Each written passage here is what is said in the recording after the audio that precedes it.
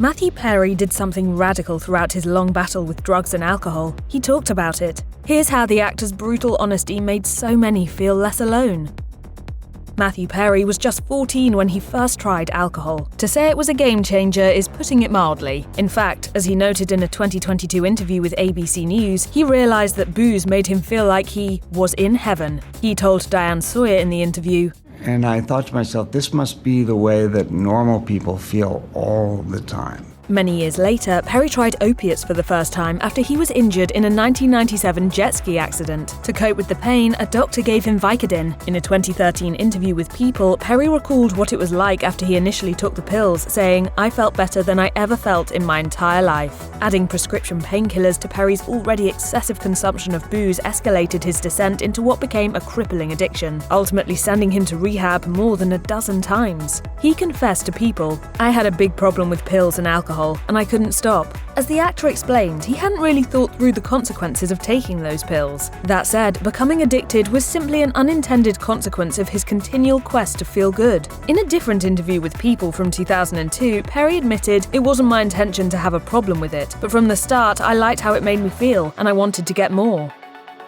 Eventually, Matthew Perry was no longer taking Vicodin to get high. He was taking it to stave off withdrawal. As his dependence grew, so too did the sheer volume he needed to take. He explained in a 2022 interview with the New York Times, "I would wake up and have to get 55 Vicodin that day and figure out how to do it. When you're a drug addict, it's all math. I go to this place and I need to take 3, and then I go to this place and I'm going to take 5. It's exhausting, but you have to do it or you get very, very sick." In order to get all those pills, Perry had to get creative. He told Diane Sawyer, So I did all sorts of things. I had a bunch of doctors, fake migraines and all that stuff. The Friends star also visited realtors' open houses, but not because he was interested in buying a home. Perry would stop in the homes so that he could rifle through the bathroom's medicine cabinets in the hopes of finding the meds he needed. He figured his plan was foolproof. After all, even if the homeowners did discover their pills had been looted, Perry would be the last person they'd suspect. He told Diane Sawyer, And I think they thought, well, there's no way that Chandler came in and stole from us. Among the most memorable moments on Friends was the wedding of Monica and Chandler. For fans of the show, the wedding episode was a favourite. For Perry, however, that particular episode conjured up a very different memory. As detailed in his 2022 memoir, Friends, Lovers and the Big Terrible Thing, the timing of the wedding episode was particularly problematic, as Perry had recently gone through rehab and was then staying in a sober living facility in Malibu. His treatment was expected to go on for months, but this problem was eventually solved. He wrote in his memoir, 2 weeks later, I was driven to the set of Friends by a technician from Malibu. He filmed his scenes, and once production had wrapped, he was then shuttled back. Perry continued, I married Monica and got driven back to the treatment center. At the height of my highest point in Friends, the highest point in my career, the iconic moment on the iconic show, in a pickup truck helmed by a sober technician.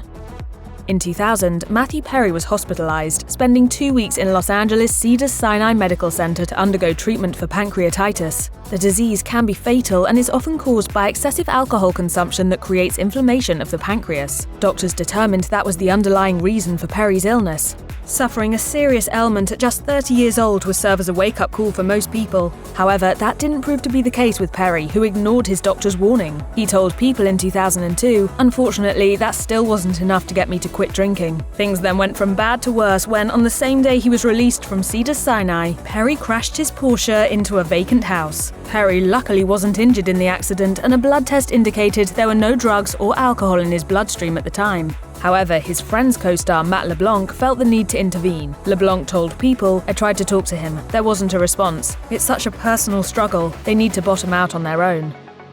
Pancreatitis wasn't the only medical problem that Matthew Perry suffered due to his excessive substance use. In 2018, his rep issued a statement to ET to reveal that a gastrointestinal perforation led to the actor undergoing surgery. In his memoir, Perry confessed that the operation resulted from his dependence on pills, writing, I had been on opiates and off opiates and back on different opiates for so long that I suffered from a situation that only a subset of the population gets. Opiates cause constipation. He then revealed that he'd become so impacted that his colon had ruptured. The end result was more than a dozen surgeries, a 5-month hospital stay, and 2 weeks in a coma. Perry told People, the doctors told my family that I had a 2% chance to live. I was put on a thing called an ECMO machine, which does all the breathing for your heart and your lungs, and that's called a Hail Mary. No one survives that. And There were 5 people that night that were put on ECMO machine, and I was the only one who survived. Afterward, Perry spent 9 months using a colostomy bag, something that later became a motivating factor in helping him to avoid relapsing. He wrote in his memoir, "My therapist said to me, the next time you think about OxyContin, I want you to think about living out the rest of your days with a colostomy bag." What he said caused a very small window to open, and I crawled through it, and on the other side was a life without OxyContin. Friends was not only a massive television hit during its original run on NBC, it also attracted a new generation of viewers via syndicated reruns and later on various streaming services. One person who didn't watch those reruns, however, was Matthew Perry. As he explained in his memoir, all he was able to see was a reminder of his struggle with drug and alcohol addiction during those years. He wrote in his memoir, "You can track the trajectory of my addiction if you gauge my weight from season to season. When I'm carrying weight, it's alcohol. When I'm skinny, it's pills. When I have a goatee, it's lots of pills." At one point, while he was taking dozens of Vicodin pills on a daily basis, his weight had dropped down to just 128 pounds. Perry explained in a 2022 interview with CBC Radio's Q with Tom Power, "I was on Friends getting watched by 30 million people, and that's why I can't watch the show, because I was like brutally thin and being beaten down so badly by the disease." Perhaps one of the strangest ironies of Matthew Perry's acting career was that his greatest Hollywood successes came during times when his substance abuse had spiraled out of control. He explained during a 2022 appearance on The View, "I had a deal with myself that I would never drink or take anything while working. Right. And I held up to that deal." However, Perry admittedly pushed himself too far when he signed on to star alongside Elizabeth Hurley in the 2002 romantic comedy Serving Sarah. In his memoir, Perry explained that he was filming the movie in Texas at the same time he was shooting Friends in Los Angeles, so he was flying back and forth and working double duty. For someone in Perry's condition, that grueling schedule proved to be a recipe for disaster. According to Perry's memoir, he was using cocaine, methadone, and Xanax at the time, which he'd wash down with a quart of vodka on a daily basis. He was understandably in such rough shape that he couldn't continue. Perry entered rehab, which delayed his scenes on Friends and paused production on Serving Sarah. Due to his slurred speech in some of the movie's scenes, he would later be forced by producers to dub in his dialogue, in addition to paying $650,000 to cover the cost of the production delay. In 2018, Matthew Perry began dating Molly Hurwitz. After a string of high-profile romances with famous women that wound up flaming out, it appeared as though Perry had finally found the one. He told People in November 2020, "I decided to get engaged. Luckily, I happened to be dating the greatest woman on the face of the planet at this time."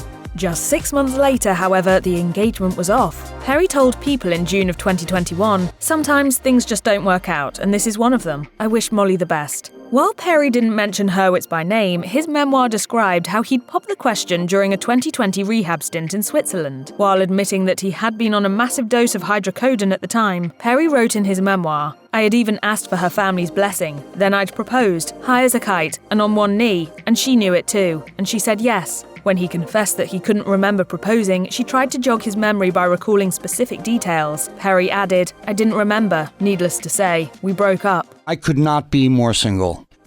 In his memoir, Matthew Perry opened up about the intensity of his relationship with alcohol, writing, "I would have gone crazy without it. Learning to move forward in life without it was tantamount to asking someone to go about his or her day without breathing." He also detailed the amount of money he had spent on his decades-long quest to attain lasting sobriety. Perry wrote, "I have spent upward of $7 million trying to get sober. I have been to 6,000 AA meetings. Not an exaggeration, more an educated guess. I have been to rehab 15 times. I've been in a mental institution, gone to therapy twice a week for 30 years, been to death's door." In his interview with the New York Times, Perry estimated the monetary cost to be even higher than he'd stated, saying it was somewhere in the realm of $9 million.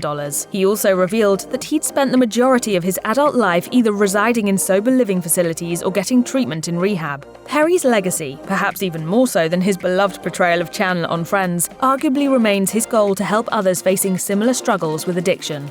Is if somebody comes up to me and says, "I can't stop drinking, can you help me?" I can say yes and follow up and do it. However, the late actor didn't mince words when discussing his lowest points with the disease. He wrote in his memoir, "There is a hell. Don't let anyone tell you different. I've been there. It exists. End of discussion." If you or anyone you know needs help with addiction issues, help is available. Visit the Substance Abuse and Mental Health Services Administration website or contact SAMHSA's National Helpline at 1-800-662-HELP 4357.